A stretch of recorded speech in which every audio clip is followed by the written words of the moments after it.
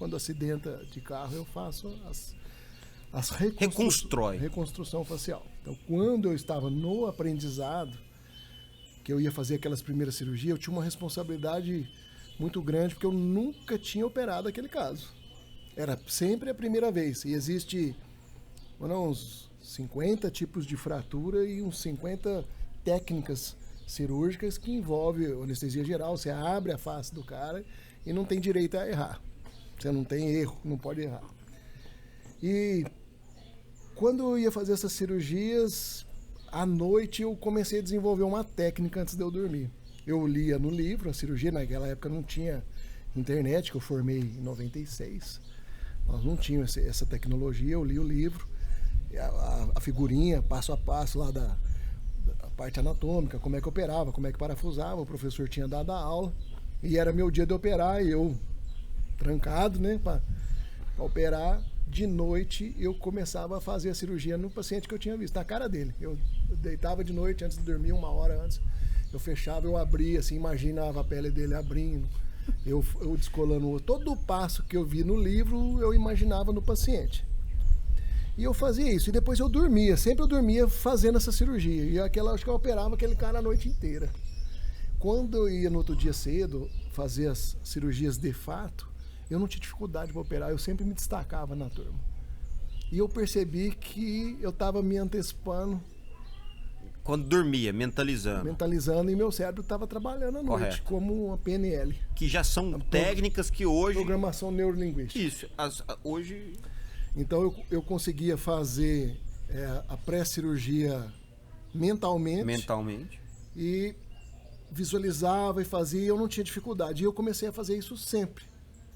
Toda vez que tinha uma cirurgia que eu não tinha operado, que eu não tinha passado por aquela vivência ainda, eu fazia meu preparo.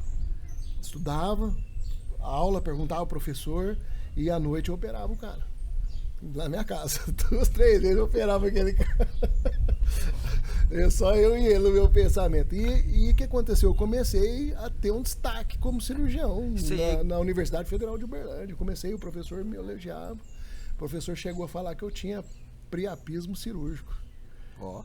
Falou, cara, você tarado para operar.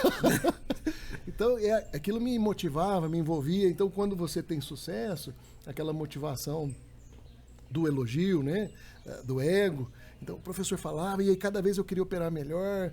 Então, eu fui um aluno de destaque na parte prática, né?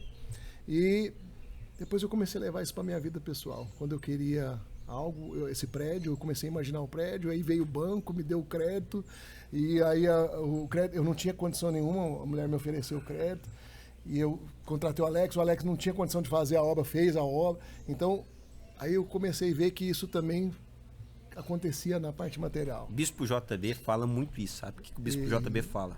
Fala que ele usa muito essa frase: eu me vi no futuro e gostei do que vi. Então, eu já fiz em compra de fazenda, construção civil, na minha vida profissional, em bens materiais, eu fiz... Então, vamos falar assim, para quem não acredita assim na parte espiritualizada, né? Vamos falar para programação neurolinguística. Você programa o cérebro para isso. Na minha visão, seria... Você já se enxergava no futuro. É a mesma coisa da gente falar de um... Vivenciando aquela de uma situação. pessoa que vai construir uma casa. Ela está realizando um sonho dela. O material, quando você quer um veículo, você quer alguma coisa, se você andar nele, sentir o cheiro, sentir aquele veículo, ele vai cruzar seu caminho. Você traz à existência aquilo que você mentaliza, né? Eu sempre relutei contra redes sociais. Sempre foi uma coisa que eu achava uma invasão de privacidade. Inclusive, eu não tenho até hoje, né? de expor nada da minha vida pessoal. E até hoje a sua rede social é... Mas aí, apareceu comercial. Você, o outro. Então, assim, quando você começa a pôr energia num sentido, você atrai. As pessoas vão aparecendo. Isso, você atrai aquilo que você... Então, se é rural, nós temos um projeto pecuário, o seu Amilcar não tem explicação. O seu Amilcar foi algo tem que você... entrado na minha vida. Foi uma projeção minha. Porque a genética era um sonho antigo meu. Desde que eu tenho fazenda há 20 5 anos que eu mexo com... E a genética sempre foi uma coisa que me encantou. E eu sempre fui, não, eu quero chegar nesse ponto. Eu vejo uma vaca, eu vejo um animal, eu fico apaixonado por animais. Eu tenho uma relação muito grande com animais, eu gosto de animais. E aí quando você vê um animal com excelência em morfologia, genética, aquilo encanta os olhos, né? É igual uma mulher bonita, né? Você enche os olhos, apanha. O bonito enche os olhos, né? O bonito enche os olhos. Então, o que acontece? É você trazer isso para um universo de cocriação, certo? E fazer com que aquilo aconteça ali na frente. Então, da minha vida, isso tem Deus no comando de tudo, né? Mas a gente consegue ter inspirações, consegue fazer essa cocriação, né? E vou perguntar ao pessoal, a gente já pode começar a gravar? Como que tá aí? Ué, então a gente tava no papo aqui e a galera já tá pondo no ar aí. Então, assim, quero te apresentar um pouquinho, né, Fábio? E aí a gente começa a sua história. Já falou um pouquinho agora e já vamos começar a sua história a partir disso aí. Então, você que está aqui para mais um episódio do PantaCast, quero dar boas-vindas você aqui a primeira vez e agradecer você que sempre está nos acompanhando aqui. E hoje eu tô com um amigo, um parceiro e alguém que eu aprendi a admirar desde o nosso primeiro encontro. E eu quero honrar aqui primeiramente a vida do Alex, que ele foi o canal, ele foi a conexão, ele foi a pessoa que ligou as mãos. Então, sem o network e sem essa questão de conectar as pessoas, uma mesa dessa seria impossível. Então, quero honrar a vida do Alex. Obrigado você, Alex. Quero honrar o projeto dele, Agro em Dia, que a gente é ligado nessa rede aqui, pelo Agro em Dia também. E o Fábio, eu tive a satisfação de conhecer ele. Ele que tem uma fazenda em Minas Gerais, ele vai contar um pouquinho da história dele. E a história, sentar com esse homem aqui não tem jeito. Esse podcast aqui vai virar um e-book, viu, Fábio? Não tem como, tem que virar um e-book esse podcast aqui, cara. O tanto de informação, relatos, histórias que a gente pode aprender com cada um aqui. E aí eu queria que você começasse então contando para quem está nos assistindo agora, como que foi a sua primeira experiência de expansão empresarial. A gente sabe que você tem uma clínica hoje, que é uma clínica de Goiânia, em São Simão. Uhum. Então é uma clínica nível Goiânia, São Simão. E como que foi isso, esse desafio? Quando eu fiz a minha graduação, a parte do ensino da odontologia foi toda em Minas, a parte de estudos, né? Então a minha graduação em odontologia eu formei em Lavras, no sul de Minas. E meu pai é o meu grande mestre, um grande guruzão, é meu pai. Meu pai tem 88 anos de idade. Então, ele me forneceu essa possibilidade de um estudo, né, fora. E eu sou o filho caçula lá de casa. E eu já empreendi logo na saída da graduação. Que meu pai falou, você vai, estuda para trazer o certificado de conclusão para você poder iniciar a vida odontológica, que os meus irmãos mais velhos são dentistas também. Aí eu fui buscar um certificado de conclusão de curso, eu busquei uma certidão de casamento, uma de nascimento e uma de certidão de formatura. Eu vim com 3 certificados, eu fui fazer faculdade e voltei com mulher e filho. Botou mais do que precisava. E aí a minha filha hoje é dentista, trabalha comigo, ela ganhou neném esses dias, eu já sou vovô. Parabéns, do João. Então o empreendedorismo desde da graduação, né? Mas eu formei dentista e tinha uma visão de atender bem, de humanizar o atendimento, né, com a odontologia. E nesse caminho de juntar a técnica bem feita com o atendimento humanizado, a gente teve uma demanda de clientes, a procura alta. E aí eu comecei a ter outros profissionais me ajudando, colocando outros dentistas parceiros para trabalhar comigo. Então eu comecei a aprender a empreender na saúde. Eu alugava uma sala, eu alugava um imóvel e colocava um dentista, e depois expandimos para um outro município, e foi crescendo, expandimos para outro município, numa região ali em Goiás, no biquinho de Goiás com Minas, ali que é o sudoeste de Goiás. no final do empreendimento, a gente estava com clínicas construídas, um número de 25 odontólogos trabalhando dentro da minha equipe. Aí, mas por que não a medicina? Se nós temos o cliente procurando a área de saúde para a odontologia, por que não expandir a área para aproveitar o bom fluxo? O ciclo, né? Criar-se um ciclo, a engrenagem do negócio. Fomos atrás de medicina, parceiros, construímos um novo ciclo de atendimentos médicos. E depois, por que não os exames e os equipamentos de imagem, de diagnóstico que o médico solicita, que não havia no interior, a pessoa tinha que se deslocar.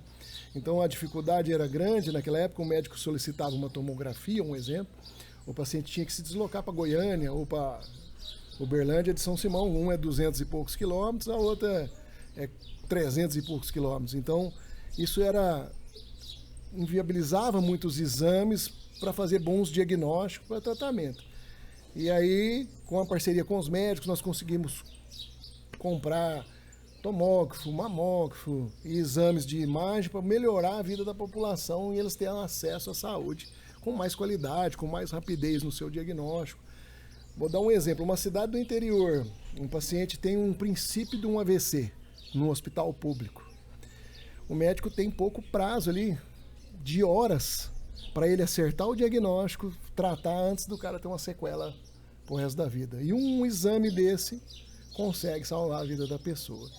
Então, nós levamos isso para o interior para poder atingir as camadas de toda a camada da população até esse acesso, para ele ter uma saúde de qualidade. E juntando empreendedores da área de saúde, nós fomos montando. Hoje, a clínica é referência em São Simão para uns 70 mil habitantes. São Simão tem 20 e poucos mil habitantes, mas a clínica ela abrange os municípios vizinhos. Todo mundo vai fazer exame lá, vai fazer consulta, porque nós temos a grade de profissionais de todas as especialidades médicas que não tinha no município.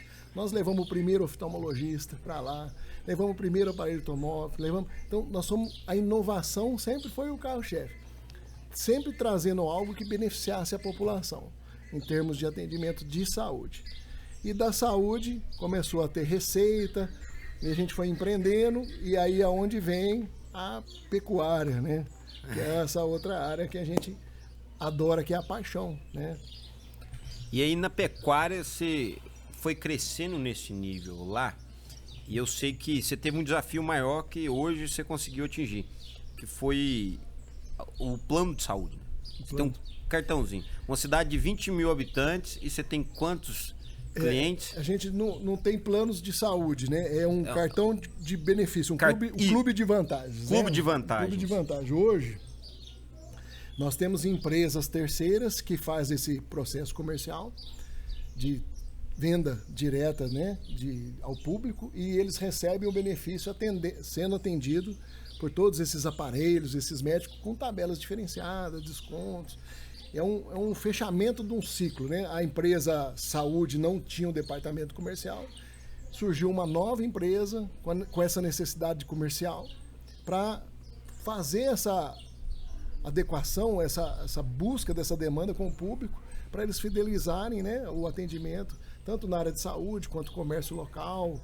O nosso clube não é exclusivo da empresa de saúde, ele tem 120 empresas do município que aderiram ao nosso cartão de benefícios, nosso clube de vantagem. Então nós fizemos um network com as empresas do município, que eles também fornecem desconto do gás na papelaria. Uau! Um ecossistema. Um ecossistema, montamos um ecossistema. Então, e tudo isso pensando no consumidor. Essa empresa se chama Quali Assistência Familiar. Ela é a empresa que tem essas detentoras dessas vidas. Vamos falar, o usuário desse sistema, ele tem tanto desconto que se paga, que a mensalidade que ele paga fica isenta. É outro benefício que a gente levou para a população, um ecossistema. Montar-se sistemas, tanto no atendimento da saúde, quanto no departamento pensando comercial, no bem-estar da comunidade que a gente está inserido. Acesso à pessoa às vantagens, para ela ter uma vida mais econômica. A gente vê muito isso, né? A pessoa está inserida numa comunidade, tem o recurso disponível, só que ela não tem um acesso aquele determinado recurso da comunidade que ela está inserida. Isso. E aí você trouxe o quê? Acesso. A ideia é sempre dar acesso à população à saúde de qualidade e sempre levar benefícios. Aí vem a saúde e a gente se estendeu a outros departamentos comerciais. O acesso te leva a crescimentos, né? Então, assim... Sempre o propósito foi ajudar a população de alguma maneira, retribuir aquilo que eu recebi. Por exemplo, eu fui para São Simão, era um recém-formado e eu não tinha recursos financeiros. E a São Simão me proporcionou até onde eu cheguei hoje. A gente expandiu para outros. Então eu tenho uma gratidão imensa pelo município pela comunidade. O município me acolheu e hoje, de alguma forma ou outra, eu consigo devolver para o município alguma coisa que possa beneficiar a população como um todo, sendo o acesso, né, à saúde de qualidade, sendo a planos de assistência familiar, que também tem a proteção da família no momento difícil. Né, o momento do óbito, tem todo um trâmite que cuida daquela família, né, desde assistência de translado, assistência funeral, assistência psicológica, tudo. E também tem outros benefícios, que vamos supor, a sexta natalidade nasce, ao nascimento também tem uma sexta natalidade para todas as crianças que são dentro dessa apólice, né, vamos dizer, elas recebem esse benefício. E eu acho que assim, a gente se identifica muito com as pessoas, eu acho que quanto mais a gente trabalha, mais pessoas parecidas com a gente vai se aproximando. A gente fala pro lado negativo, isso a gente falava muito na roça, que é a curva do rio, né? Vai parando os garranchos. A gente é os garranchos bons, né? Vamos falar, tem a curva do nível e vai juntando ali aquele nível de pessoas do bem ali. E quando eu te conheci, eu vi que também você tem esse interesse de colocar o negócio para funcionar, ele rodar. E a partir do momento que você visualizou aquele negócio, trouxe ele para existência, você já busca uma nova função de estar expandindo todo o seu projeto. Então a gente sempre se vê em vários negócios. Hoje, economicamente, a gente precisa de recursos recorrentes. Então uma empresa, ela tem que dar lucro. Certo. Né? Ela tem que beneficiar a população, mas ela tem que ser lucrativa, tanto para o prestador, o funcionário, para o corpo colaborador.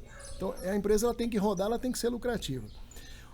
Na minha forma de prospectar os negócios, eu criei várias empresas, participo de várias empresas, e essa proporção desses lucros que a empresa poderia me proporcionar, eu ponho em outro negócio. Eu injeto em outro negócio. Eu vou sempre criando uma nova empresa. Que é um crescimento de patrimônio. E aí, do meu pessoal, meu gasto pessoal, eu sou dentista, trabalho de segunda a quinta. Aquele recurso para pagar o leitinho das crianças lá de casa, escola, as minhas despesas, a minha vida, eu vou lá e tiro manualmente, trabalhando, atendendo as pessoas da minha profissão raiz, que é a odontologia. Então, esse orçamento familiar, a minha mão de obra dentro do consultório tem que custear. E o resto fica livre para mim investir e proporcionar outros negócios, tentar outras empresas com outros propósitos, para que possa atingir mais pessoas e beneficiar mais pessoas. Temos um projeto novo da pecuária e temos um desafio, né? Desafio, e temos outros projetos que estão em stand-by ainda, com uma turma já em bastidores aqui, a gente crescendo. Trabalhando para abrir novos CNPJ com novas prestações de serviço, tudo com um diferencial. E pensando o quê? No ciclo completo. No ciclo completo. Pensando no cliente comprar um produto e a gente dá assistência até o pós-venda. Isso. Não é você vender um produto para ele se virar ali. Isso. Você compra o meu produto, eu te entrego ele, mas ali tem várias etapas até você chegar no que você idealizou. E às vezes a pessoa se perde nesse propósito, né? Hoje, assim, para nós que vivemos numa cidade pequena, parece que a nossa cabeça assim tá meio fora daquele quadrado, porque o convívio, nossa, não... A cabeça do empreendedor, a cabeça do empresário, ele pensa muito na frente, 10 anos na frente. Mas eu acredito que esse é o nosso papel. Então, às vezes, vamos dizer, não tem a compreensão daquele que está na vida do cotidiano. Ele olha e fala, mas cara, né, não tem a mesma compreensão. Mas a gente começa primeiro a formar a equipe, que é o que a gente conversou antes, que é o com quem. O time. Com quem você vai trabalhar. O mais importante do com quem não é as qualificações. A gente começa por essa esteira, né? Vamos fazer um negócio. Com quem você vai fazer o negócio seu? É o primeiro quesito. É o primeiro quesito. Com quem? Se esbarrar no com quem aqui, já não tem negócio pra frente. A pessoa tiver o mesmo propósito de vida que você, que é ser um trabalhador do bem, é um trabalhador para alcançar outras pessoas, servir as pessoas, que tem um propósito de vida, de existência. Crescimento do time. Essa pessoa faz parte do time. Correto. Certo? Se há outras qualidades técnicas que agreguem, muito melhor ainda. Pessoa de bom coração e qualificada tecnicamente para poder fazer o quesito. Mas a qualificação técnica não é a primeira escolha minha. Isso. Aí depois vem o que. Eu encontrei com quem? Depois vem o que. O que a gente vai fazer, qual parceria, o que a gente vai mexer, qual ramo de negócio que a gente vai fazer com quem a gente escolheu. Isso você vai movimentando a vida das pessoas, esse projeto vai se alimentando. Então, da minha época, do início do empreendedorismo até agora, eu já consegui concluir vários projetos. Esses projetos estão rodando, estão tendo lucratividade, renda recorrente, estão se expandindo e eu deleguei. Hoje eu não tomo conta mais desses processos. Eu só sou um sócio de auditoria. Eu vou lá, eu sou bom de dar ideias e visões. Eu chego, vamos fazer assim, assim, assado. E o pessoal já consegue fazer. Tem um grupo administrativo muito bom, tem uma equipe ali, um pessoal que me assessora na parte administrativa, muito competente. E a última fase é essa, né? Como que a gente vai executar o processo. Então a primeira fase sempre vai ser com quem, depois o que e depois como executar esse processo. Eu acho que esse é o pilar, o tripé, né? O tripé que sustenta uma boa parceria, uma boa gestão de negócio. E aí você veio e, como a gente já falou aqui, você começou então a expandir o seu negócio ali em São Simão. Aí veio o próximo desafio. Sempre um desafio maior, economicamente, mais difícil e maior do que você. Eu acho que é isso que movimenta a gente. O primeiro até desconfiei se eu ia dar conta ou não, porque era grande o projeto. O sonho era grande. Aí o segundo já veio um desafio em outro ramo totalmente diferente. Você está no ramo de saúde aqui. Aí houve a necessidade de um departamento comercial. O que era o comercial que poderia alimentar o primeiro sonho que concretizou? Era uma carteira de clientes. E aí nós criamos uma corretora de seguros, criamos a Quali. Então são todas que prospectam clientes para alimentar o fogão de lenha lá. Fogão de lenha. Grande, né? Então vamos supor, hoje a corretora, que é o nosso amigo João aí, o João Moreira. Você vai bater um papo com ele. Ô, João, agora. Um abraço pra você, João. Moreira aí de São Simão, futuro prefeito de São Simão. Ô, bichão, vamos aí fazer material pro João, viu? Aí... O João vai trazer Goiânia pra São Simão. O João foi trabalhando através de parceria com operadoras de saúde. Então o João vende planos médicos, vende planos odontológicos. Ele alimenta um ecossistema enorme. O João é o maior detentor de carteira de clientes lá dentro de São Simão, acho que até do Goiás inteiro. Uau. Ele ganha prêmios e prêmios a corretora. Certo. Foi ver a Fórmula 1 aí tudo de graça lá, que isso, de tanta premiação que ganhou. Então, todos que trabalham na minha equipe, as empresas prosperaram e eles estão indo muito bem. Tudo com dificuldade. Nós tivemos aí problemas econômicos, problema de governo, tudo bem adversidade, mas o negócio é como vencer essa adversidade, como transpor aquele obstáculo. Então nós não ficamos reclamando, nós vamos prestando atenção em como solucionar, né? Se a empresa tem que mudar o rumo, se ela tem que passar por cima, mas como a gente vai transpor aquilo, a dificuldade que está se apresentando naquele momento, as adversidades. Então o empreendedor ele tem que estar sempre pensando em resolver problemas e sair das adversidades, que não são poucas. Todo dia...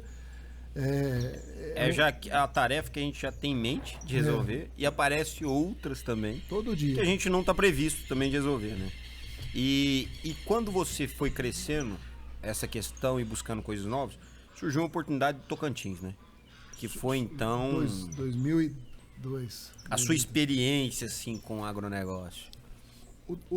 A história desbravando Tocantins foi o sonho de eu ter uma propriedade rural.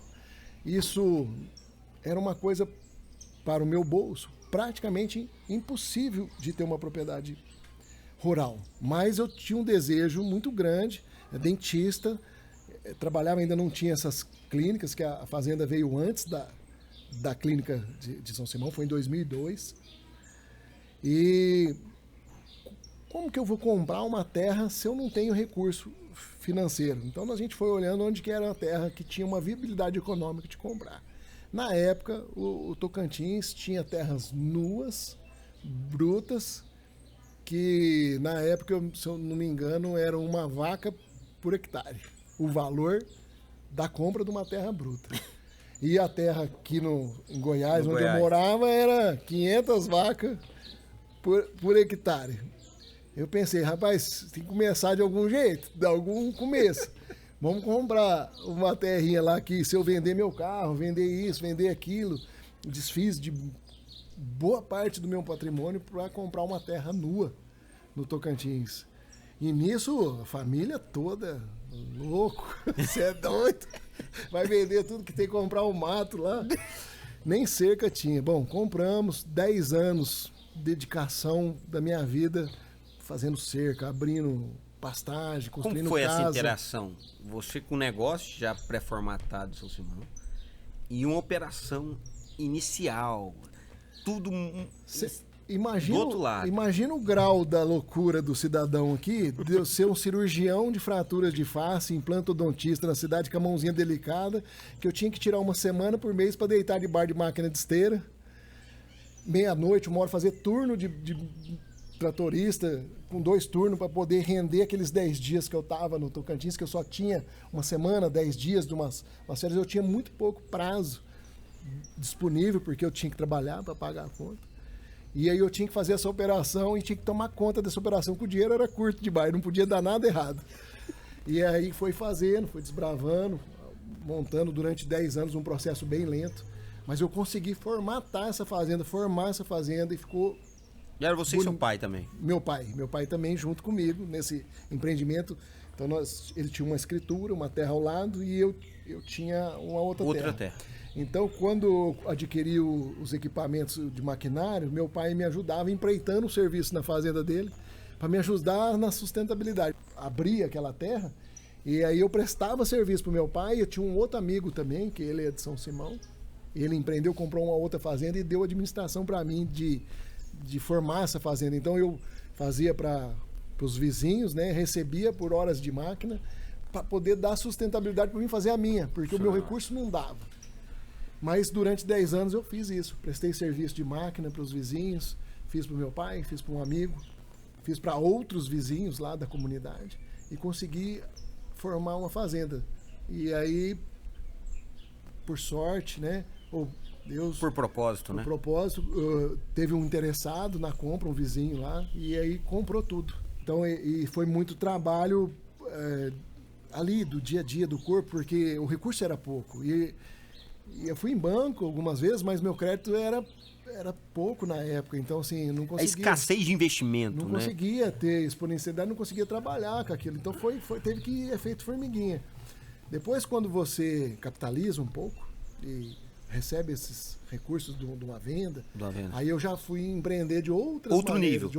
Você passou a ser um investidor. É isso, você passou de um estágio de escassez de investimento, agora às vezes por uma escassez que às vezes uma mão de obra qualificada. Isso. Que às vezes você teria muito projeto, você nunca teve escassez de projeto, porque você sempre teve projetos para você colocar seu recurso que você tinha na mão. E aí a gente começa a esbarrar em outro, que é a escassez de mão de obra qualificada. Hoje o maior assim, dor do empreendedor é mão de obra. É mão de obra, é o prestador que possa entender a alma do negócio, ter o senso de dono. E se a gente fosse destrinchar essa mão de obra qualificada, eu ia além, que a dor é a confiança. Então, A confiança, né? Aqueles que estão hoje trabalhando comigo na minha equipe, todos os funcionários têm muitos anos. Eu não tenho muita alternância de funcionários. É um time de confiança. No começo é põe, sai, entra um, entra outro, mas hoje assim a gente vai formando um time e você vai também entendendo a necessidade daquele time, colaborador seu. Hoje o meu grupo ele está bem sólido, eu tenho uma equipe bem sólida há muitos anos trabalhando junto, tanto os prestadores quanto os colaboradores. Toda a equipe nossa não tem muita alternância, não. Nós já estamos com uma equipe bem sólida. E aí você saiu desse investimento do Tocantins, voltou para a cidade, para a clínica, fez outro investimento, cresceu. E aí, a hora que cresceu novamente... Aí o que acontece? Eu vivi uma experiência rural. Eu vivi uma experiência... Bebeu da água do campo. Eu tive a fazenda, tive gado, não da qualidade que eu gostaria, assim, tive gado Nelore comum, reproduzi, mas trabalhei com a área reprodutiva. Eu cheguei a ter um número grande de cabeça nessa fazenda do Tocantins antes de eu comercializar. E gostei daquilo. Senti, quando eu voltei para a área do investimento na área de saúde, expandi as clínicas para outros municípios, aquela dorzinha de não ter a terra mais, aquilo me... Cara, você tem que comprar uma fazenda, mas pra cá, ainda em Goiás, em Minas, é inacessível. Mesmo para quem já estava com recurso, um pouco de recurso, mas conseguia comprar um sítio, uma chácara, não conseguiria comprar uma terra. A minha terra lá era 360 alqueires no Tocantins, era uma terra considerável. Não uma fazenda tão grande, mas uma fazenda boa, né?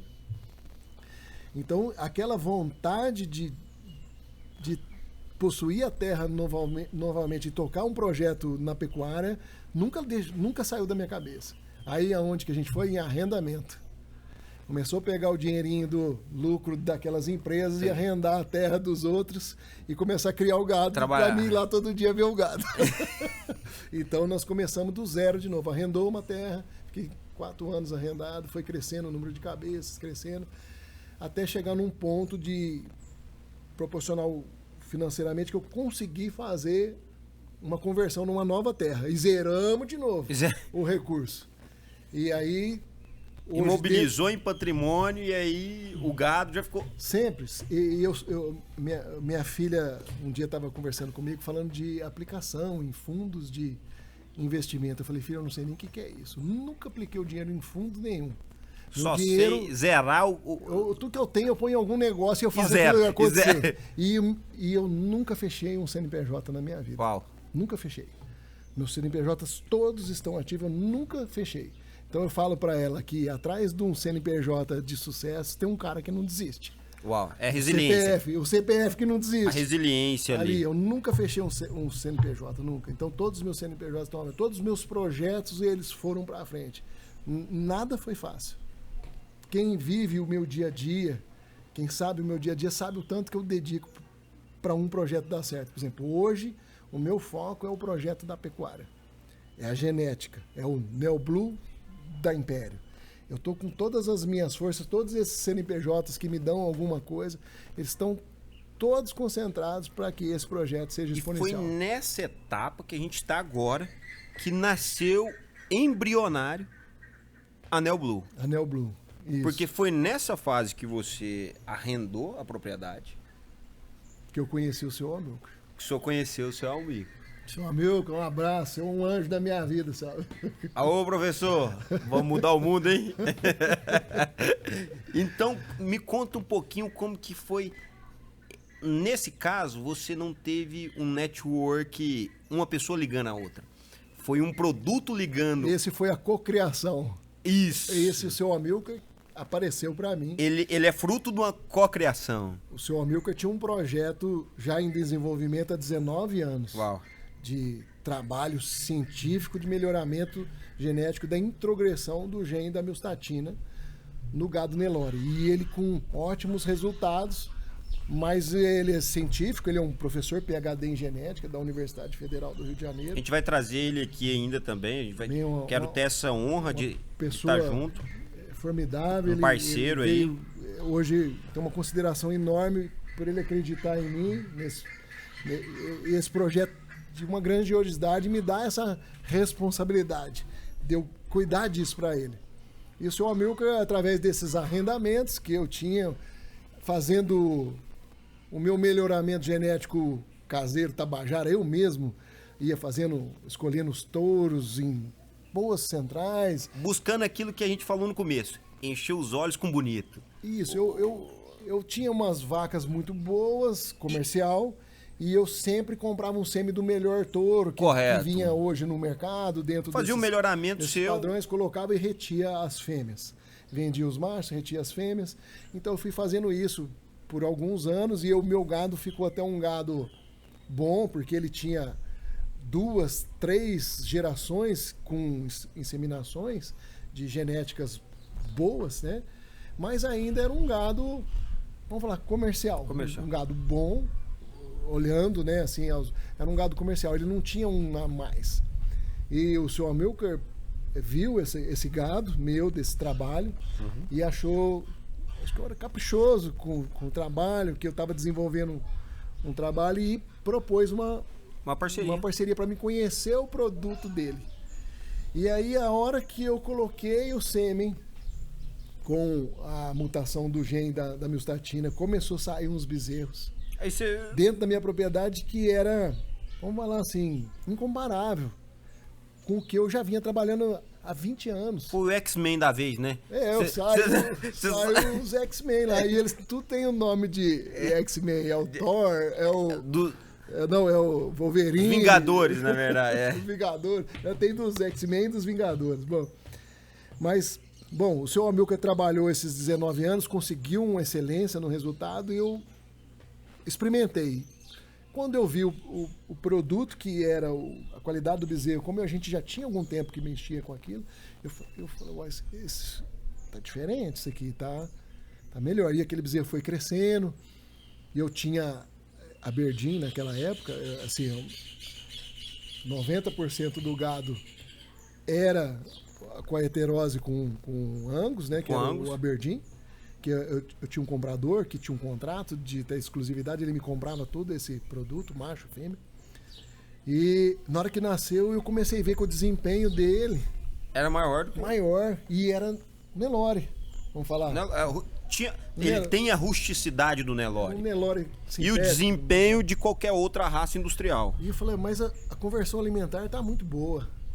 A precocidade tá muito boa. E eu medindo. E ele com um Aberdeen, que eu tava dando a mesma alimentação, o mesmo pasto, era o mesmo nível de mães, né? Submeti as mesmas condições e ele tava com desempenho assim, mas tá despontando muito. E eu tinha uma amostra, acho que ele me deu 100 doses de sêmen para mim, de presente para mim iniciar. Aí eu, rapaz, mas tá diferente. Aí eu liguei para agradecer o sêmen e ele me propôs uma parceria comercial, uma parceria com contrato, uma parceria de longo prazo, para mim poder trabalhar com esse material que ele tinha conquistado até agora e com a minha visão comercial, o que eu enxergava do gado para o futuro, a gente trabalhar para melhorar ainda mais aquele gado. E aí nós começamos a trabalhar.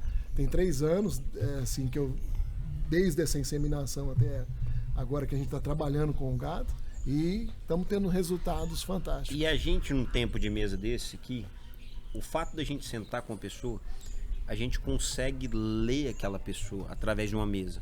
A gente consegue, então, sentar e distinguir a motivação daquela pessoa. E a gente conversando aqui, eu queria até alertar isso aqui. Por quê? Porque a mesma motivação que você teve lá em São Simão, que a pessoa te abraçou, a pessoa, então, trouxe existência, você está fazendo isso em outra parceria. Então, independente do negócio, é aquilo que se move no seu coração. Então, você fez isso em São Simão, trouxe o benefício, e agora você está querendo o quê? Você propõe, a gente está junto numa parceria de quê? De levar essa raça, como seu Amilcar começou isso aí, o quê? Te presenteando. E é isso que você quer levar agora. Eu entendo agora a sua motivação em levar como se fosse a raça um presente pro pecuarista. Você querendo trazer expansão dessa raça.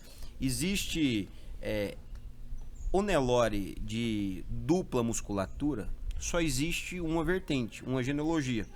existe vocês, existe outro criador também que cria o Nelore. Só que a árvore genealógica sempre ela partiu de um indivíduo, que foi então o trabalho que o seu Amilcar desenvolveu e tudo mais, e veio fluindo. Então quem vê um Nelore de dupla musculatura, esse gene, existe 2 marcas hoje existentes no Brasil. Uma marca de outro criador conceituado, e eu parabenizo também o trabalho que ele vem fazendo, e existe agora o Nel Blue da Império, que ele é muito mais do que uma criação. O que é o Nel Blue da Império? Ele é uma mudança de vida e um presente para o pecuarista. Porque a gente está trazendo o quê? Uma genética nova com um conceito diferente, que ele vem recheado de quê? De caráter e princípio nosso. A gente quer um amigo com o pecuarista, a gente não quer comercializar. A gente preocupa com o resultado final dele. A gente preocupa com a esteira, com a engrenagem dele ali. Desde a concepção, desde do aproveitamento do sêmen até o final da cadeia de aonde essa carne vai. Qual o consumidor? E a gente está preocupando então com a comunidade que vai consumir, que é uma carne de qualidade, uma carne saudável. A gente vê que a gente preocupa, a gente sentando, falando da parceria. Cara, vamos jogar o marmoreio, que é o que todo mundo está pedindo isso. Então, como que a gente vai utilizar esse marmoreio? São vertentes de estudo até chegar num produto em questão. Só que cada desenvolvedor de genética busca uma área. Por exemplo, outras marcas, né, famosas, tem umas barbela, o outro linha de dorso, reta, arqueamento, o outro marmoreio. Então a genética ela é muito bonita porque dá espaço de trabalho. E quando você apaixona pela genética, você começa a construir e você pega o trabalho de uma pessoa de excelência e consegue fazer a introgressão no seu trabalho. O nosso trabalho, que é a minha participação com o seu Amilcar, chegou até mim o desenvolvimento de carcaça e rendimento de carcaça. Eles conseguiram, através da introgressão do gene da miostatina no animal, no Nelore. Eles conseguiram fazer a introgressão. Então, esse resume em números financeiros e quantidade de carne. Porque quando o pecuarista vai praticar a atividade hoje da pecuária, as margens têm sido muito apertadas. Então, aquele pecuarista que não tiver muito cuidado com a operação dele, ele não fecha a conta no final. Então, quando você leva um rendimento de carcaça para ele de 2 arrobas a mais no mesmo processo, isso significa... A gente está falando do rendimento de carcaça de quanto? Hoje... que é alcançado hoje no mercado? Gado bem acabado dá 54%, 55% de carcaça. No convencional. No convencional. Um gado da genética com dupla musculatura, com o gene da miostatina, ele consegue dar acima de 60% de rendimento de carcaça. Então, e hoje, nesse equilíbrio de custo e preço de venda, é um equilíbrio gigante, se a gente falar em produtividade, né? Em performance. Às vezes, eu sou pecuarista e faço os ciclos, né? Às vezes a gente não consegue ter essa lucratividade na operação toda. Imagina você levar para o nosso amigo pecuarista um produto que ele vai levar uma lucratividade que às vezes ele não consegue na operação no mesmo tempo, com a mesma alimentação, com o mesmo custo operacional, só com um ganho genético. Um ganho que foi o trabalho de excelência desses cientistas que conseguiram desenvolver essa linhagem no Brasil, né? E novamente eu quero agradecer e aqui trazer existente o nosso amigo Alex. Quero parabenizar ele, porque quando ele me convidou para esse desafio, ele me convidou assim, o seguinte: Júnior, a minha preocupação é como um todo. Então, eu conheço você, conheço dos seus... do que você é capaz, e eu quero o que para essa operação? Especialistas. Porque eu quero desde uma dieta correta para o nosso produto final, um protocolo de dieta a risco, e eu quero um especialista então em operacional de multiplicação. Vamos falar o reprodutivo, o sistema reprodutivo, porque uma coisa, a gente tem um mentor hoje, que é o seu Amilcar, na parte científica. Mas outra coisa é a gente ter a disponibilidade a campo. Alimentação aliada à genética. A campo, o operacional do campo. Isso. Então, no campo, existe uma esteira para chegar até uma prenhez que ela engloba conforto, engloba dieta, engloba tempo, estação, o time correto. Então, engloba uma série de fatores que a gente precisa estar alinhado ali. E veio essa preocupação, por isso que eu falo que a NeoBlue agora ela não vende genética. Ela é um parceiro de negócio. Ela traz uma raça para te trazer genética atribuída de performance e atribuída de sucesso final. Por quê? Porque ela preocupa, não interessa se você vai levar 100 doses, interessa quantas prenhez você vai fazer com aquelas 100 doses. Nós tivemos um período aqui no Brasil que veio a introdução dos cruzamentos industriais. E eles conseguiram, com essa heterose, muito bons resultados para a cadeia produtiva de carne, né, na proteína animal, que foi a introdução do Aberdeen, Hereford, outras tantas raças mental, tantas outras raças que trouxeram benefícios em desenvolvimento. Mas o problema climático, ou às vezes o problema da forma que é criado o gado, 90% do gado do Brasil é criado a pasto, essa raça taurina teve alguma dificuldade ou outra de adaptação e o desempenho. Então, o animal que tem uma heterose com uma raça taurina, ele não pode ter nenhum déficit alimentar e às vezes uns cuidados maiores para ele poder se exponenciar, para ele poder apresentar bons resultados. Então, acima da linha do Equador, os taurinos se desenvolveram muito bem, porque lá a agricultura cresceu muito. Clima, né? Clima, frio, ele cresceu muito, o boi ficou sem pasto natural e eles precisavam de um boi que ocupasse menos espaço, um boi menor, que produzisse mais carne. Então, geneticamente, foi desenvolvido o gene da myostatina em quase todos os taurinos. Na Europa, nos Estados Unidos, todos são dessa linhagem taurina. Mas, para nós, a questão climática, que é abaixo da linha do Equador, nós temos o que? Uma questão dos trópicos, ou na África, na Ásia, deserto, né? Então, o zebuíno foi a raça que mais se destacou, tanto que... A grosso modo, para aquele que não conhece muito de raça e diferença, ele viu um boi ou uma vaca. Aquele que não tem cupim é taurino. Aquele que já tem um desenvolvimento de cupim ali, aquele que é uma elevação após o pescoço, então o zebuíno. Então, como o zebuíno é uma raça que corresponde a externar a rusticidade, o cupim que você falou, é a reserva para ele passar por uma adversidade. Então, o zebuíno tem essa característica de guardar uma reserva no cupim. Quando ele passa por um momento de déficit alimentar, ele tira do cupim. Daí a gente tem aquele cupim grill. Cupim grill. Que sempre é uma gordura entremeada, independente às vezes. Então, a característica do gado zebuíno é aguentar essas adversidades climáticas, calor demais e tudo. Então, 80% do rebanho nacional brasileiro é zebuíno. Pela rusticidade, aguentar o clima, uma série de fatores também. O seu Amilcar teve uma ideia genial de pegar o gene da myostatina que vinha lá... Que é o mais desejado. Mais desejado, que é mais carne, e fazer esse trabalho de muitos anos científico da introgressão do gene. Eu vou explicar leigo, né, a parte da introgressão do gene. Eles faziam a introgressão do gene do gado escolhido taurino, foi o Belgian Blue. É um gado que tem dupla musculatura. No gene da myostatina, ele, além dele ter o desenvolvimento como taurino, o gene da myostatina, ele é duplicado o gene. Então ele tem muito mais carne. Um Belgian Blue dá mais de 70% de aproveitamento no abate de carne. Então ele tem ossos finos, pouco bucho. É um animal de pouca perna. Então ele é carne. É muita carne. Na Bélgica, ele se desenvolveu lá, é a raça dominante. Então, a raça escolhida para extrair o gene foi o Belgian Blue. Isso aí mostra de onde a gente veio.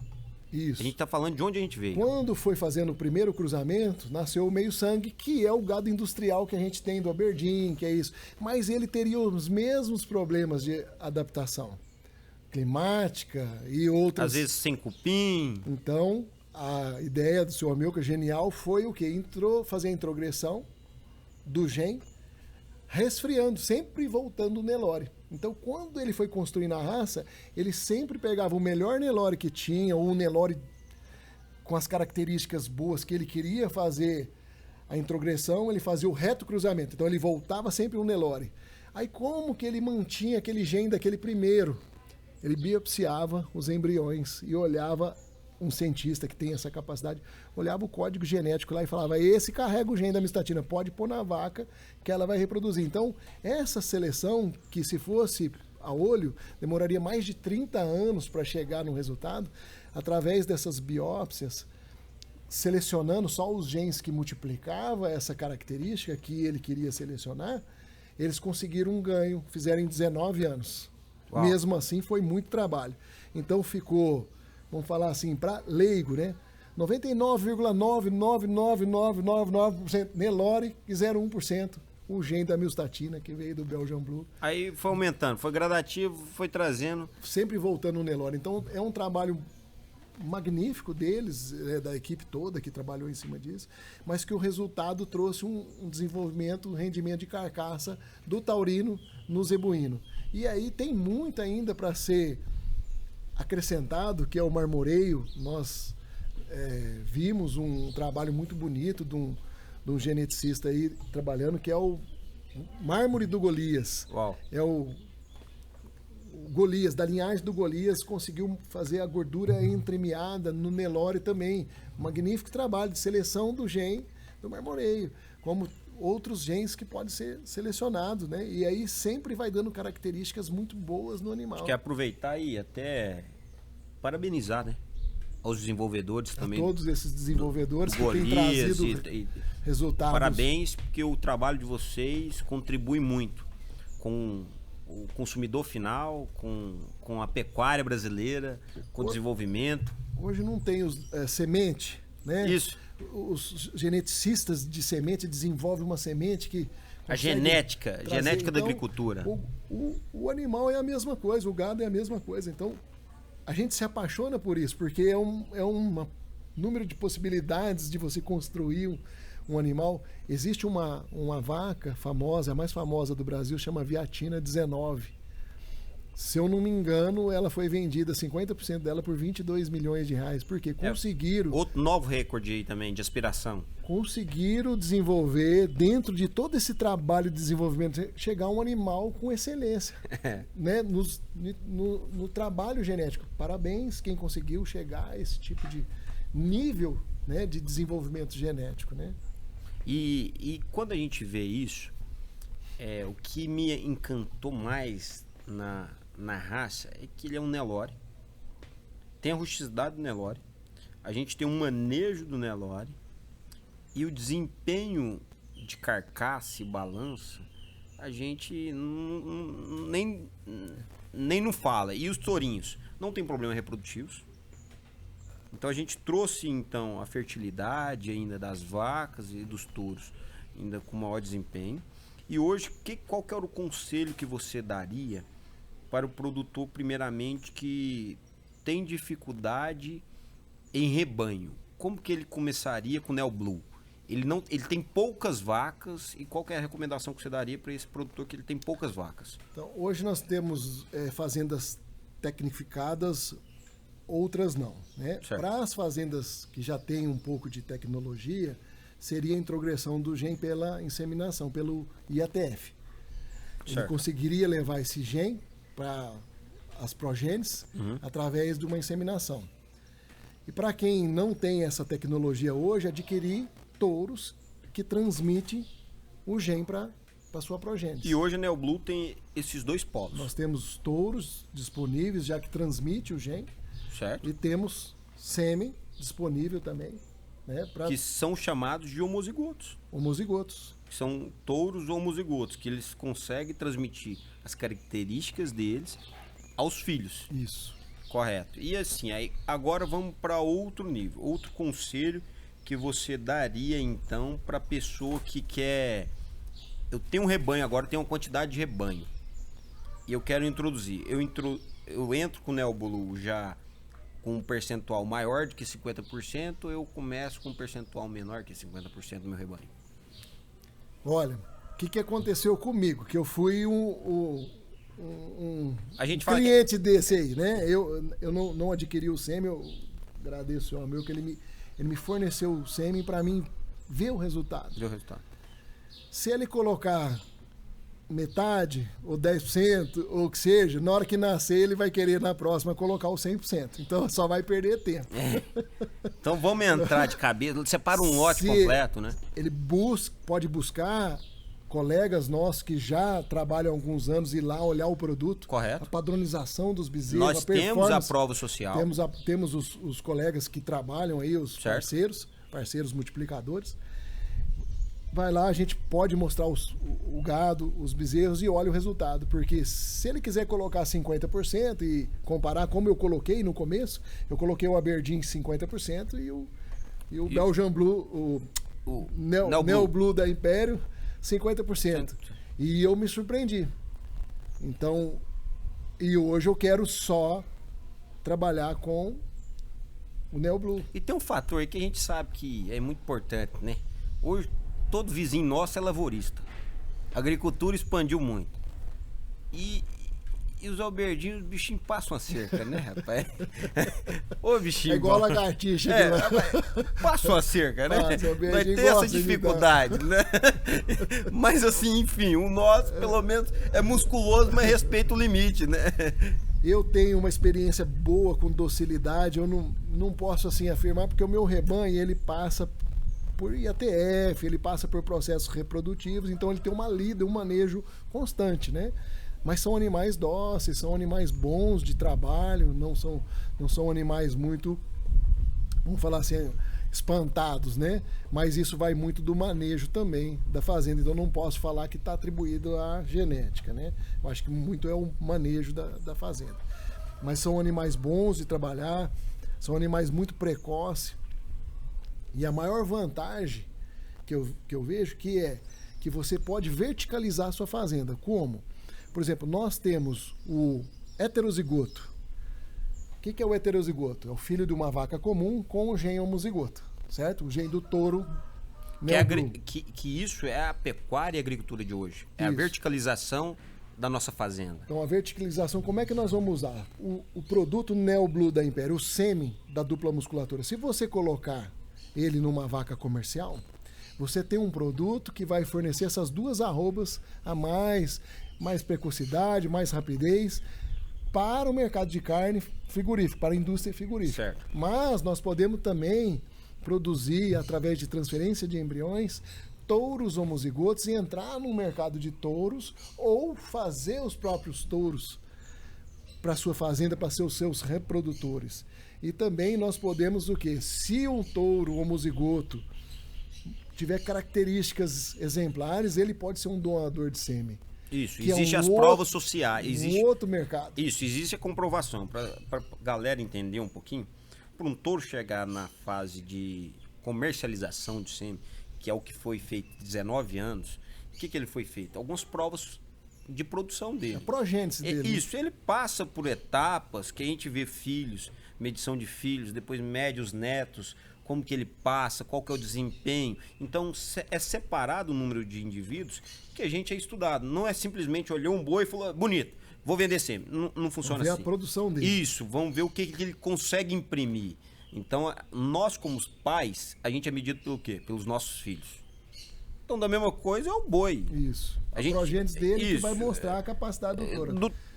Né, de qualidade na sua produção. Então nós temos uma verticalização da fazenda nesse sentido, porque você pode vender sêmen, você pode vender touros, ou você pode fazer os seus touros para o seu próprio rebanho. Então te dá mais opções, né, de trabalho do que o convencional que a gente tem hoje. Então você pode verticalizar a fazenda com essa introdução do gene. O que eu fico muito satisfeito aqui é que a gente sempre modela e a gente tem um referencial. Basicamente, meu referencial é um homem que veio na Terra chamado Jesus Cristo. Então, um Deus que se materializou aqui na Terra e para provar para nós que é possível todas as coisas aqui na Terra também. E o que me admira bastante é que a NeoBlue, ela percorre por esse caminho. Ela teve um tempo de criação, agora passou por uma etapa de maturação e agora está chegando a etapa de se mostrar ao mundo.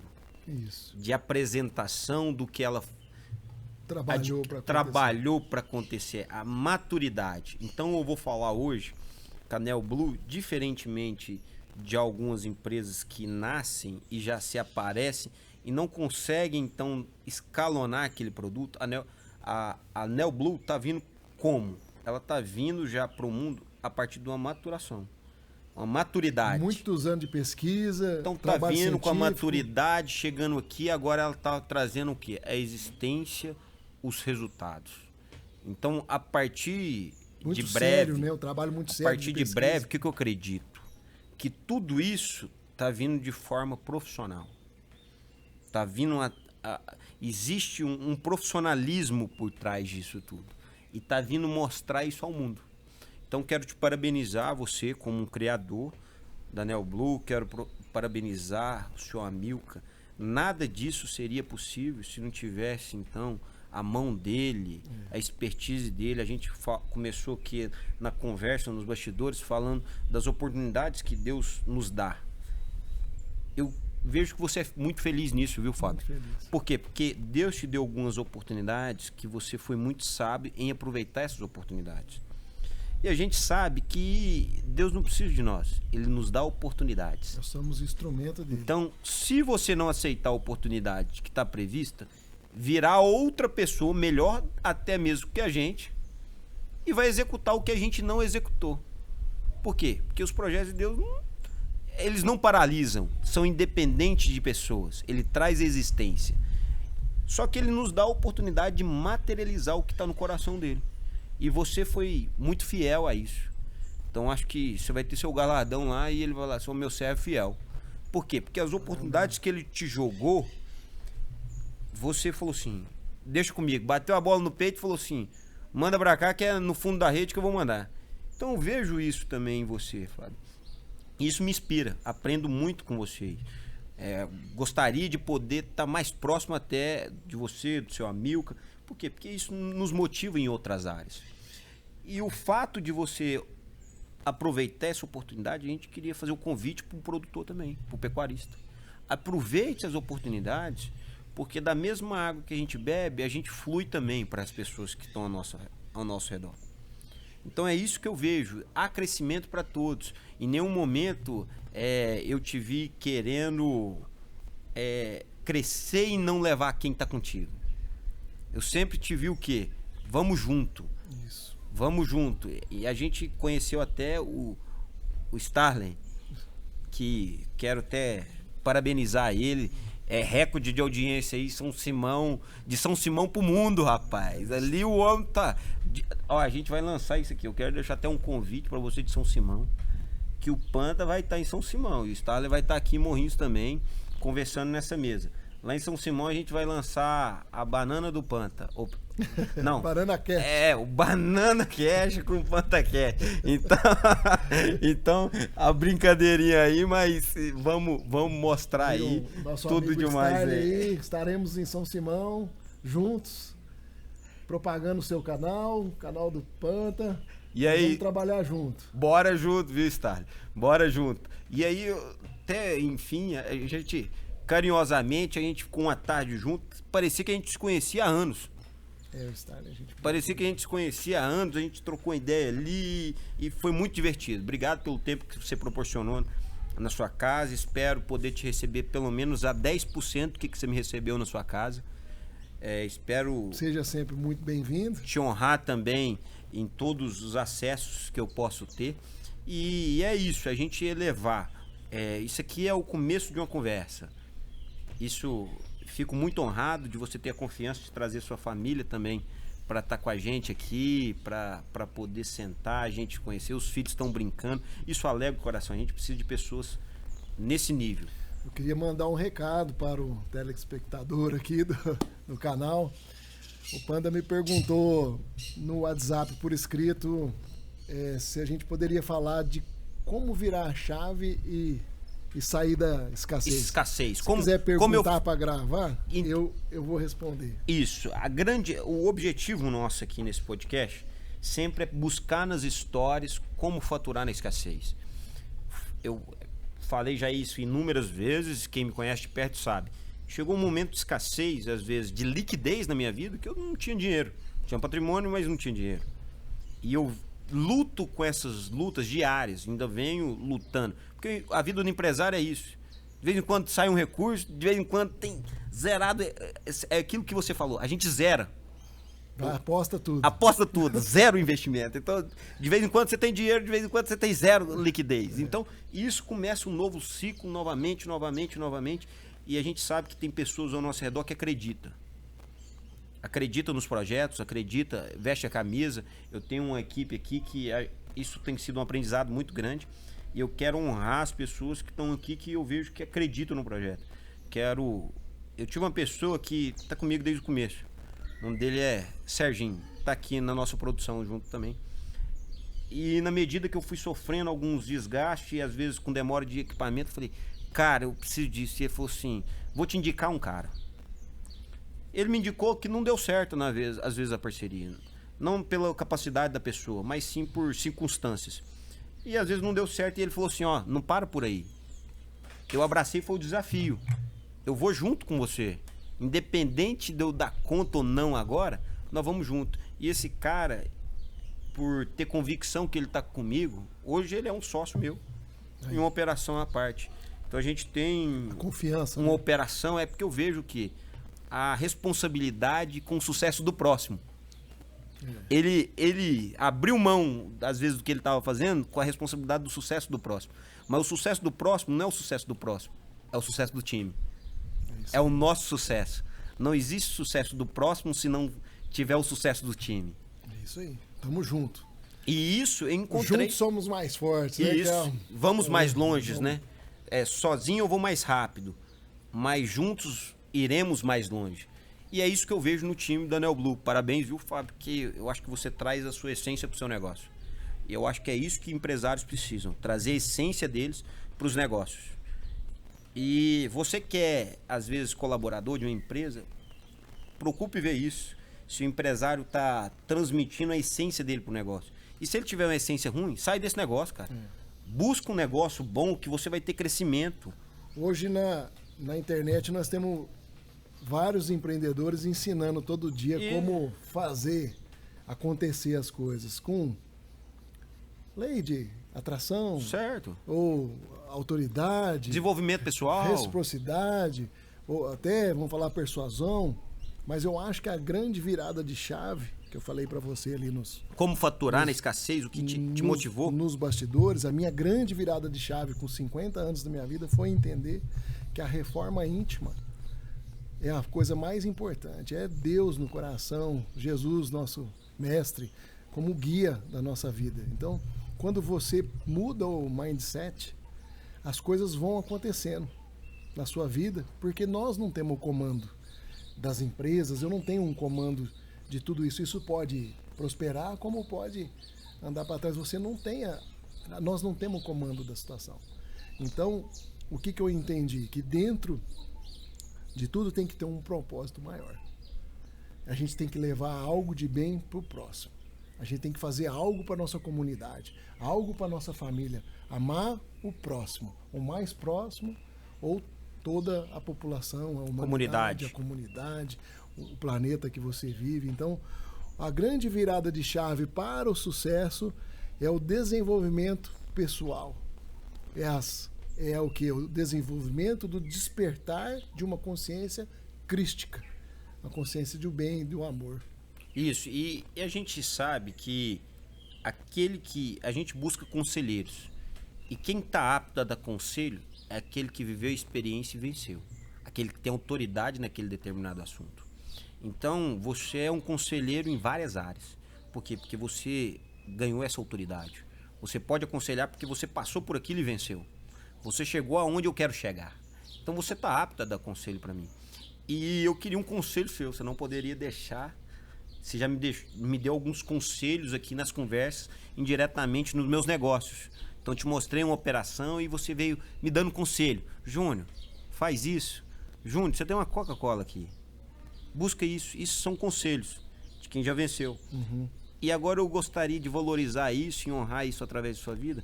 E você trazendo aquele que está escutando a gente, que tem desejo de empreender.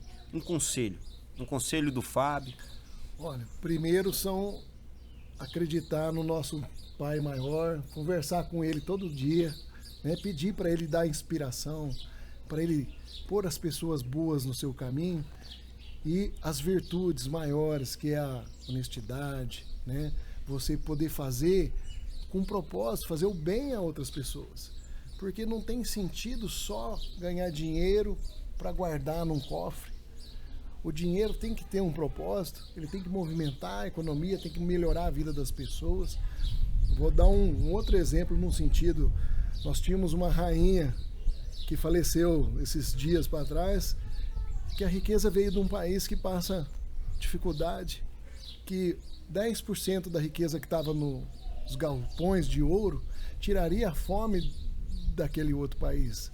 E essa pessoa foi daqui, dessa matéria, para outro lugar, não levou nenhuma barrinha daquela de ouro e a miséria ficou num país que foi explorado, vizinho lá, para gerar aquelas riquezas para elas. Então, assim, ela poderia ter tirado um pedacinho e devolvido para melhorar a vida das pessoas.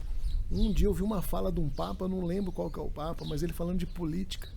Ele falou: política é a verdadeira forma de caridade, que ela proporciona o bem ao próximo.